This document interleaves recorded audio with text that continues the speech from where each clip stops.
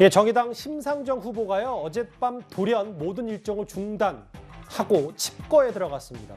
정의당 선대위도 오늘 일괄 사퇴하는 등 정의당이 혼란에 빠졌습니다. 화면부터 보겠습니다.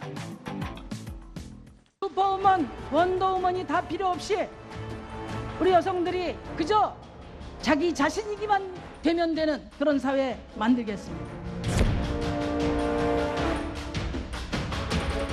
아니 후보가 연락이 안 돼서 대표도 참 답답한 상황이고 혹시나 의원실에는 후보하고 소통이 되고 있는지 좀 파악하러 왔는데 의원실 역시도 현재 후보 전화기가 꺼져 있어서 소통이 안 되고 있다.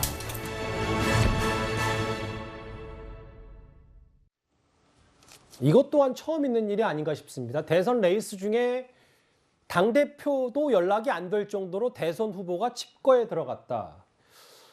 연락이 안 된다. 선거운동 중단한다. 어떻게 저희가 좀 받아들일까요?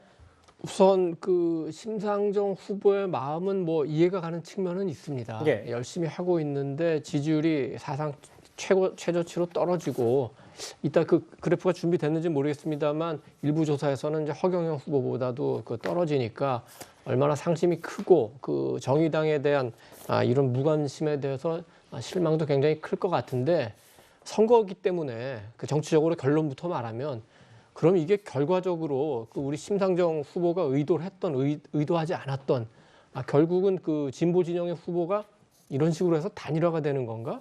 만약에 이런 식으로 해서 사퇴를 하거나 하게 되면은 지금 선대위까지 해체가 되지 않았습니까? 그러면 진보 진영에서는 이재명 후보가 그냥 혼자 출마할 가능성이 있죠. 2012년에 이정희 후보가 사퇴하면서 박근혜, 문재인 두 분의 그 양자 대결 구도가 만들어진 것처럼 그렇다면은 이거는 조금 그런 측면에서 한번 봐야 될 것 같고 이제 정의당 측면에서 보면은 굉장히 그 중요한 갈림길에 선 것 같습니다. 3+1 뭐 이런 그 구조를 만들어 가지고 공수처와 연동형 비례대표제를 교환했었죠. 그리고 조국 사태, 윤미향 사태, 그리고 박원순, 오거돈 두 분의 어떤 논란 당시에 그 우리 정의당이 어떤 태도를 취했나, 그게 과연 진보 정당으로 가야 될 길이었느냐. 그리고 이번에도 심상정 후보가 나왔습니다만 너무나 오랫동안 이 당에서는 심상정 그리고 이미 돌아가셨지만 노회찬 두 분만 있었던 건 아닌가. 이런 많은 문제들을 그 우리가 생각할 수 있습니다.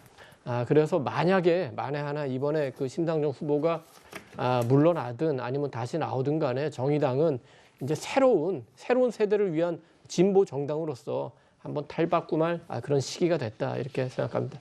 심상정 후보가 어젯밤에 공식 일정을 중단 선언했죠. 그게 마지막 공식 일정이었던 게 바로 저희 뉴스웨이에 출연한 건데요. 심상정 후보 지지율에 대한 질문에 대해서 이렇게 심경을 밝혔습니다.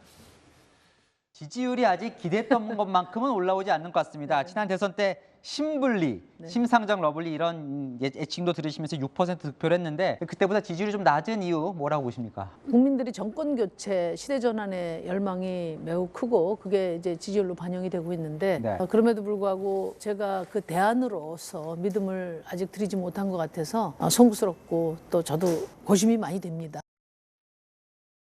송구스럽고 고심이 많이 된다. 저 고심의 흔적이 일단 오늘까지 일정 중단 연락이 닿지 않고 있습니다.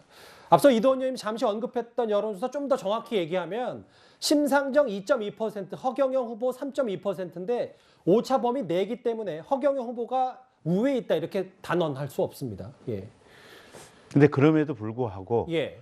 어쨌든 심상정 후보는 당에서 의석이 최소한 5석은 있는 거 아니에요, 보면. 예.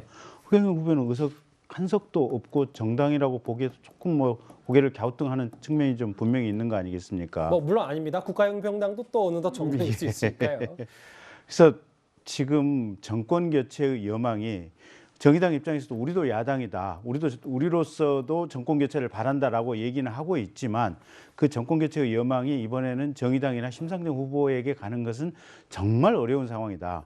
오히려 민주당이 했던 잘못된 정책에 대한 그 심판을 심상정 후보도 같이 받고 있다. 이런 측면에서 보면 이번 대통령 선거가 대단히 답답한 과정인 것 같은데요. 이제 지금부터는 제 개인적인 의견을 바람을 말씀드리면 대한민국이 앞으로는 좀 다당제가 정착이 돼야 될 필요성이 있고. 다당제요? 예. 그렇다고 한다면 정의당도 또 안철수 후보의 국민의당도 제가 볼 땐 대선 완주했으면 좋겠어요. 대한민국이 장기적으로 다당제로 가야만 중간에서 타협 또 조화 이런 것들을 가능하게 된 매개 정당이 반드시 필요하기 때문에 그리고 또 한 가지 제가 이제 원래 정치 지역 연구가 호남 광주 쪽이었는데 예.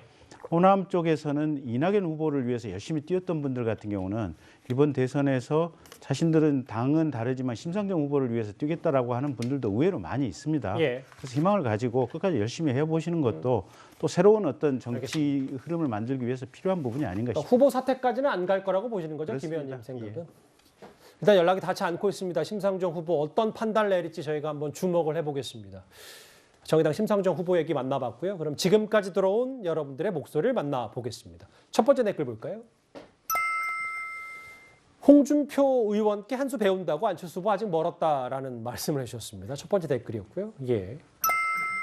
안철수 후보가 되든 윤석열 후보가 되든 단일화는 무조건 해야 합니다는 의견도 주셨습니다.